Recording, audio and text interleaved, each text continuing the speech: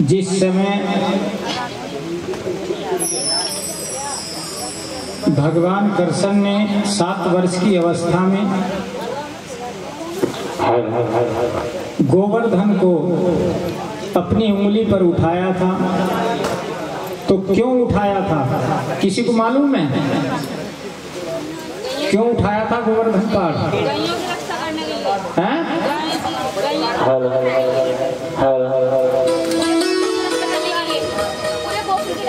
हाँ, सब किया नहीं, क्योंकि श्री सुखदेव जी परीक्षित से कहते हैं कि राजन, आपने समुद्र मंथन की कथा, देवासुर संग्राम की कथा, हिरण्याकुश, राजा अम्बरीश, परशुराम भगवान के अनेक अवतारों की कथा सुनी। अब और क्या सुनना चाहते हैं? तब परीक्षित ने कहा कि महाराज, अब आप मुझे, भगवान कृष्ण ने गोवर्धन उठाया और क्यों उठाया वह कथा मेरे को सुनाई।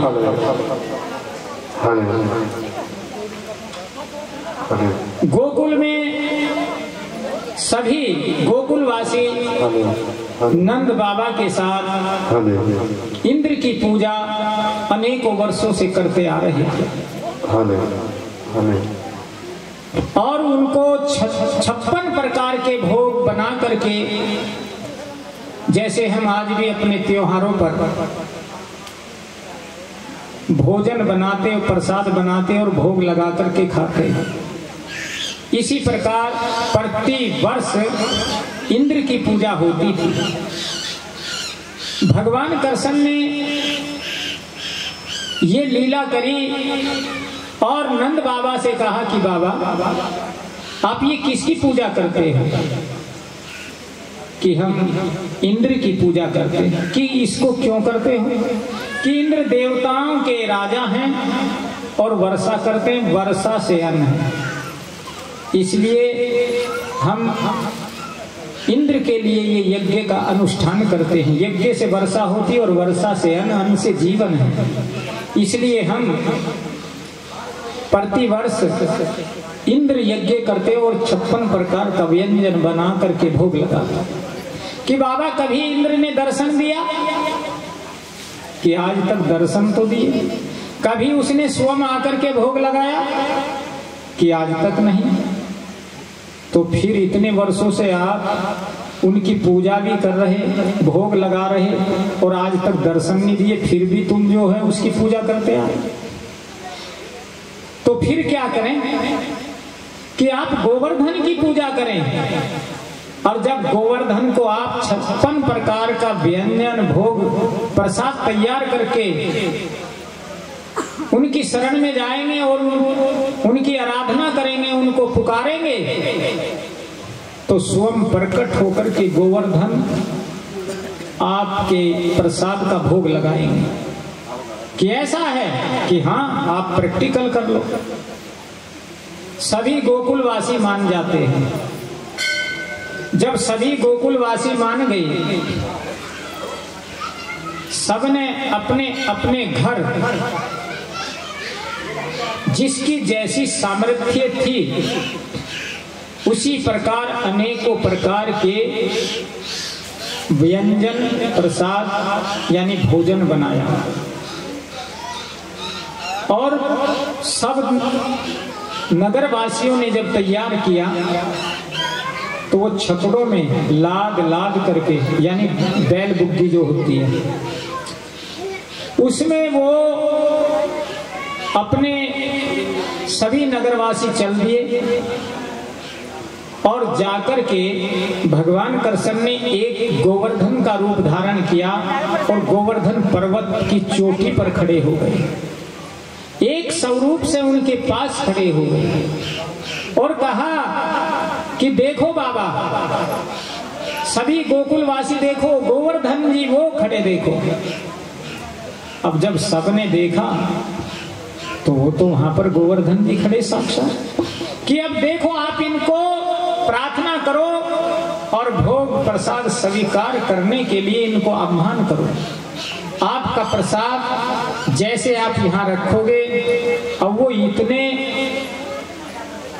यशस्वी तेजस्वी हैं और मायावी हैं, आज तक इंद्र ने इतना चमत्कार नहीं दिखाया।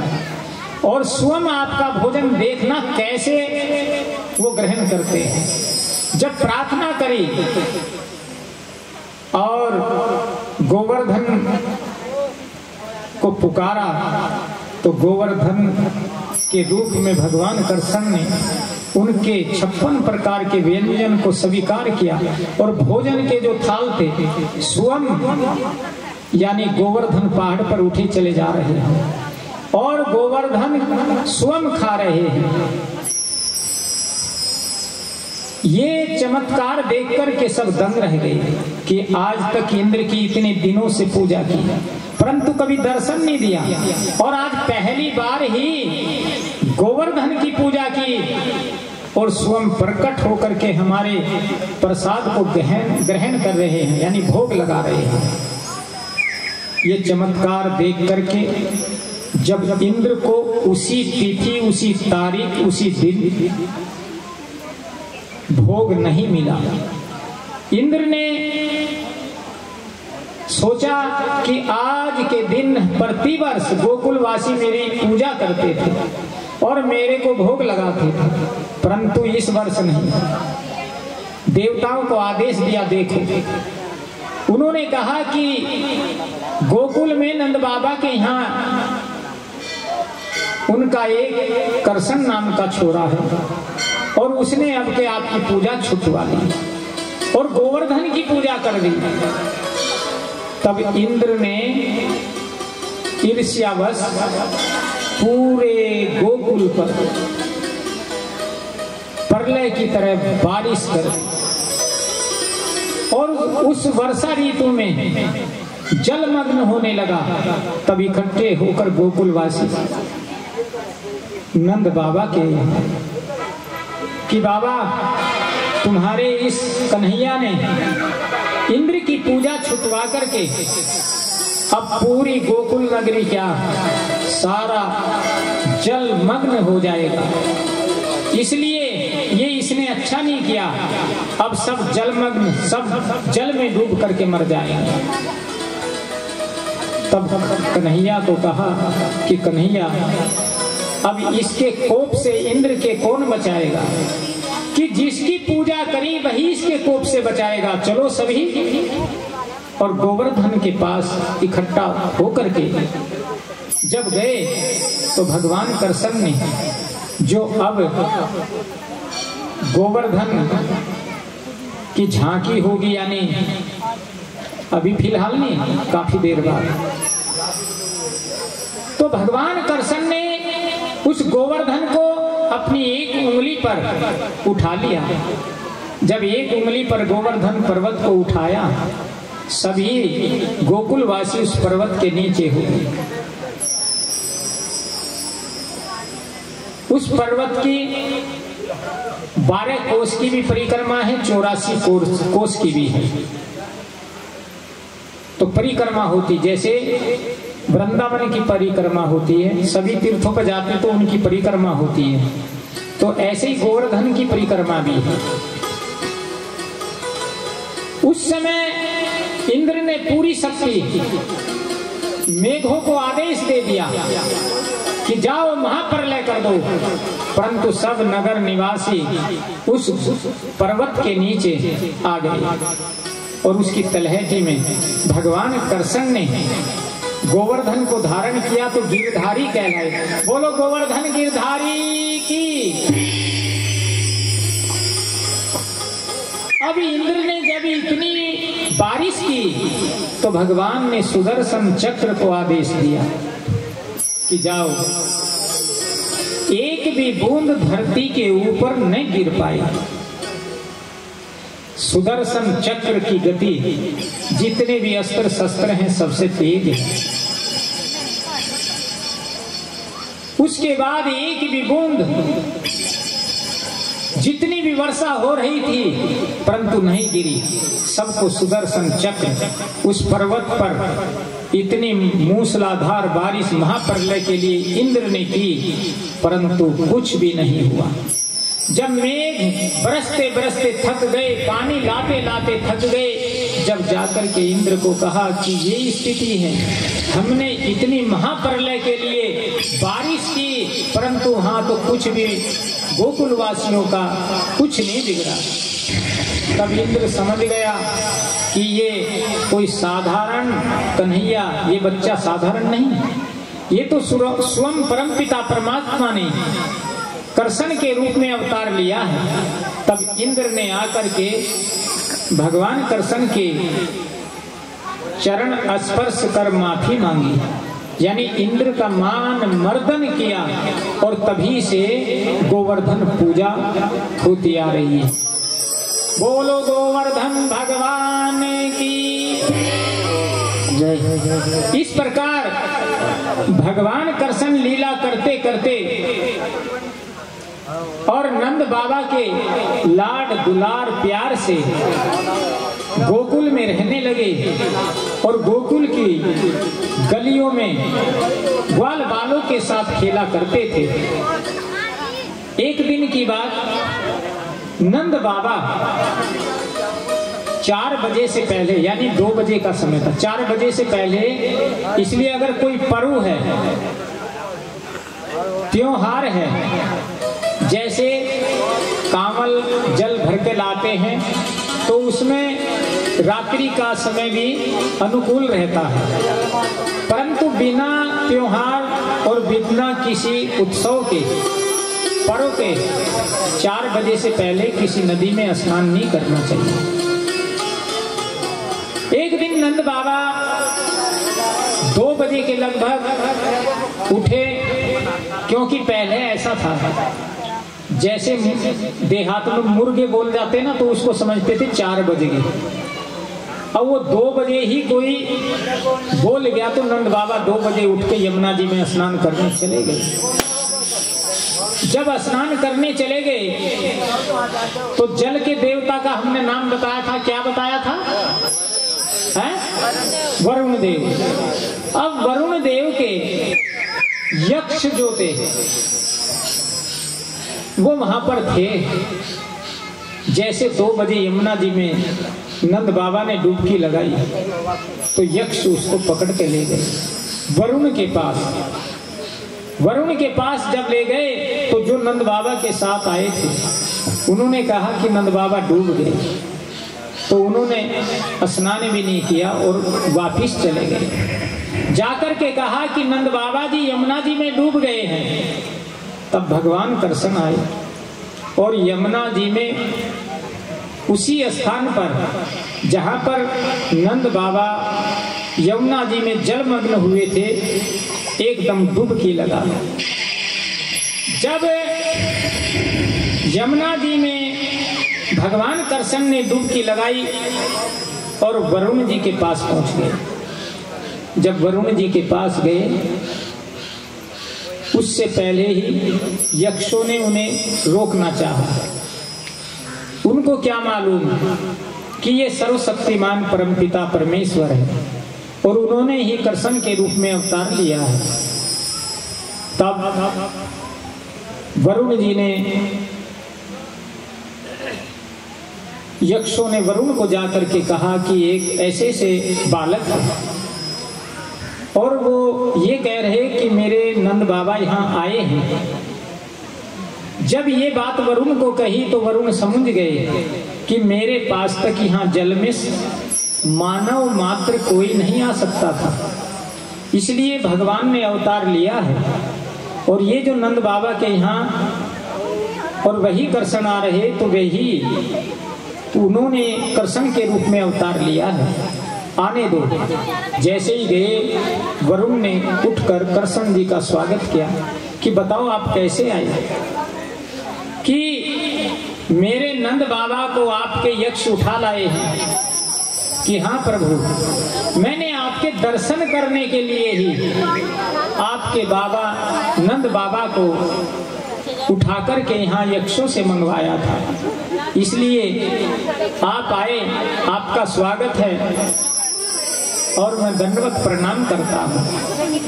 तब वरुण ने भगवान कृष्ण को प्रणाम किया और नंद बाबा को वरुण के यहाँ से भगवान कृष्ण लाए। बोलो कृष्ण भगवान की। अब शरद ऋतु आती है। श्री सुखदेव जी महाराज कहते हैं कि परीक्षित, आपको मैंने भगवान कृष्ण नंद बाबा को कैसे लाए, गोवर्धन कैसे उठाया, ये उनकी कथा सुनाई। अब आप क्या सुनना चाहते हैं कि प्रभु महाराज, आप मुझे जो शरद ऋतु में भगवान कृष्ण ने गोपियों के साथ लीला की थी वह कथा सुनाइए। उसके बाद भगवान कृष्ण, शरद ऋतु है और शरद ऋतु में चांदनी रात में भगवान कृष्ण वन में जाकर बंसी बजाते हैं और बंसी की धुन में आंखें बंद करके मस्त हो जाते हैं और उस बांसुरी की तान, उसकी धुन सुनकर पशु पक्षी, जल चर, नभचर, थलचर सब मग्न हो जाते हैं और उस वाणी को सुनते सुनते गोपियां अपने अपने घरों पर जो भी उस समय काम कर रही थी, चाहे वो दूध निकाल रही हो, चाहे भोजन बना रही हो, यानी उस समय जो भी वह काम कर रही थी, किसी अपने बच्चों को भोजन करा रही, अपने पति की सेवा कर रही हो, जैसी भी वेशभूषा में थी, वह कन्हैया की बंसी की तान धुन सुन करके उसी अवस्था में दौड़ी चली आई। जैसे ही रास्ते में एक दूसरी गोपी एक दूसरे को देख रही है तो कह रही कि तुम कहाँ जा रही हो, कि बंसी की धुन नहीं तेरे को सुनाई दे रही, कि हाँ, कि मैं भी तो वहीं जा रही हूँ। इस प्रकार सभी गोपियां जल्दी मैं पहुंचूं, जल्दी मैं पहुंचूं और दौड़ने लगी। वह शरद ऋतु चांदनी रात में सभी गोपियां वन में पहुंचती हैं। वन में जब पहुंच गई, भगवान ने जितनी गोपियां थी उतने ही रूप धारण कर लिए। तो सभी गोपियां सोचने लगी, तेरी बंसी की धुन सुन के मैं बरसाने से आई हूँ, मेरे रसिया ओ मन बसिया, मेरे रसिया ओ मन बसिया, मैं इतनी दूर से आई हूँ, तेरी बंसी की धुन सुन के मैं बरसाने से आई।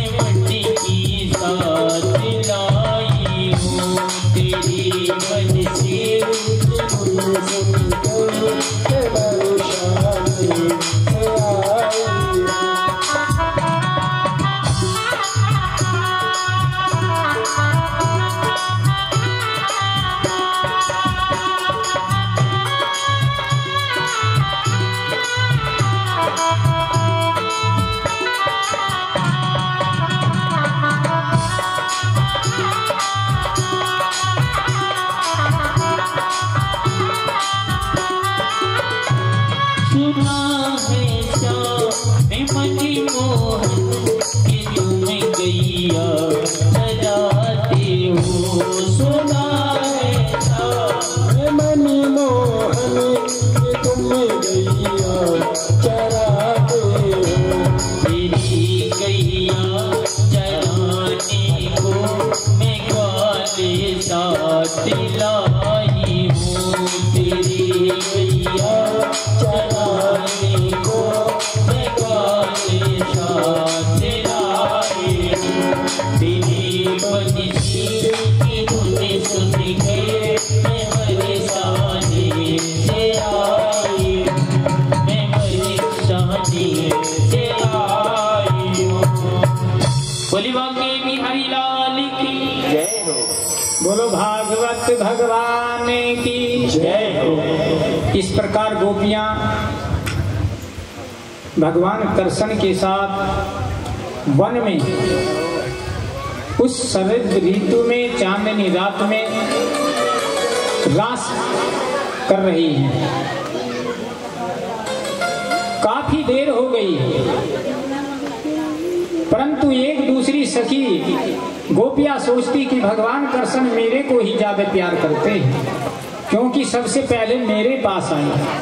परंतु जितनी गोपियां थी भगवान ने उतने ही रूप धारण कर रखे थे, और वह रूप केवल उसी गोपी को मालूम होता था जिस गोपी के पास कृष्ण ने वह स्वरूप धारण किया था।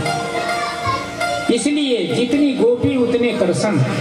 बोलो कृष्ण भगवान की जय।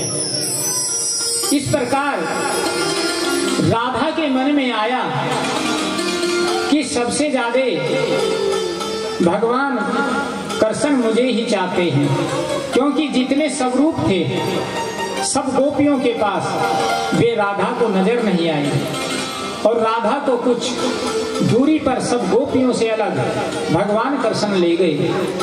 सब गोपियों के साथ भी भगवान का स्वरूप है, और राधा को अकेली को कुछ वन में आगे ले गए।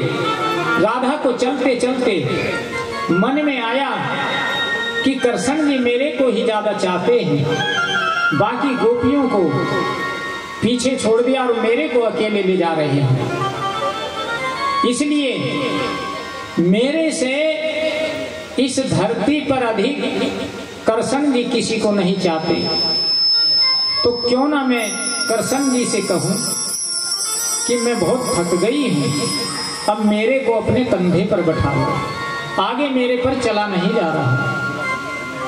उसके मन में ये बात आई तो राधा जी ने कहा कि कन्हैया मैं तो बहुत थक गई हूं, अब मेरे पर आगे चला नहीं जा रहा, तो मैं क्या करूं कि मुझे आप अपने कंधे पर बैठा कर के ले चलो। कि ठीक है बैठो।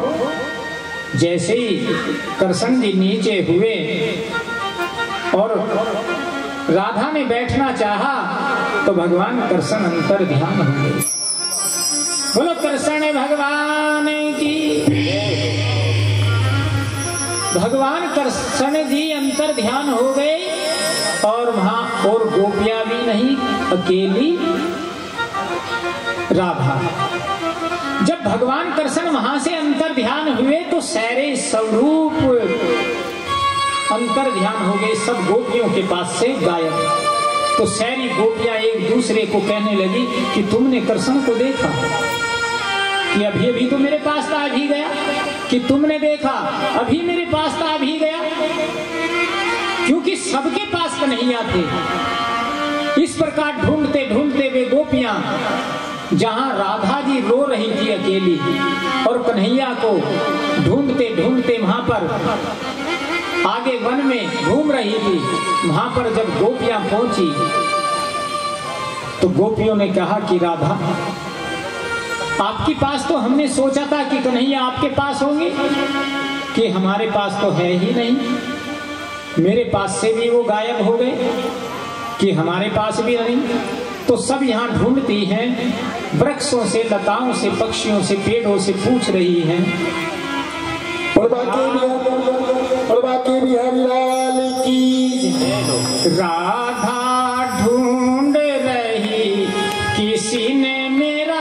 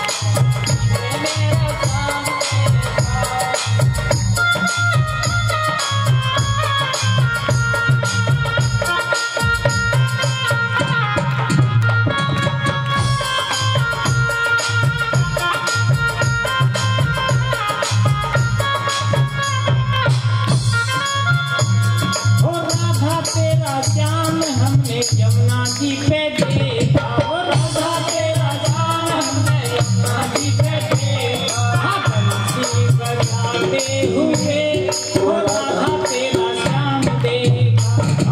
बंसी बजाते हुए राधे तेरा श्याम देखा। ओ राधा ढूंढ रही किसने मेरा श्याम देखा। ओ राधा ढूंढ रही किसने मेरा श्याम देखा। ओ राधा तेरा श्याम हमने मथुरा में देखा। ओ राधे तेरा श्याम हमने मथुरा में देखा। भोग लगाते हुए ओ राधा तेरा श्याम देखा। भोग लगाते हुए ओ राधा तेरा श्याम देखा। राधा ढूंढ रही